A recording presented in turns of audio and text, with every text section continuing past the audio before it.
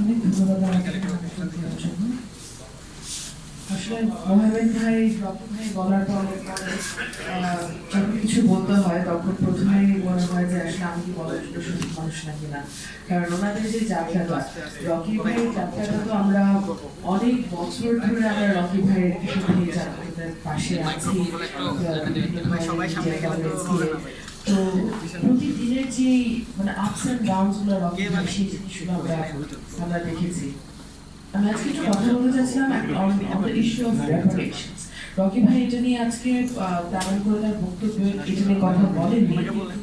Rocky ভাই বিষয়টা নিয়ে অনেক করেছে, অনেক লড়াই করেছে। সেটা হচ্ছে যে কম্পেনসেশনের যে বিষয়টা, ক্ষতিপূরণের যে বিষয়টা, ক্ষতিপূরণ টাকা কত রকি ভাই? আপনার 2 লাখ টাকা। এই 2 লাখ টাকার জন্য আপনি কত বছর ধরে করছেন? 12 বছর ধরে রকি ভাই 2 লাখ টাকার একটা কম্পেনসেশনের জন্য করছে।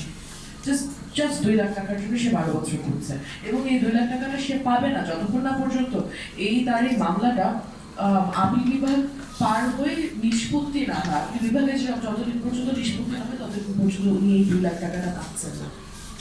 এই 2 লাখ টাকার জন্য এত লম্বা একটা লড়াই করা, এটা সাধারণত বেশিরভাগ ফ্যামিলিরাই না এই এই তাদের এই মানসিক শক্তিটাও থাকবে না।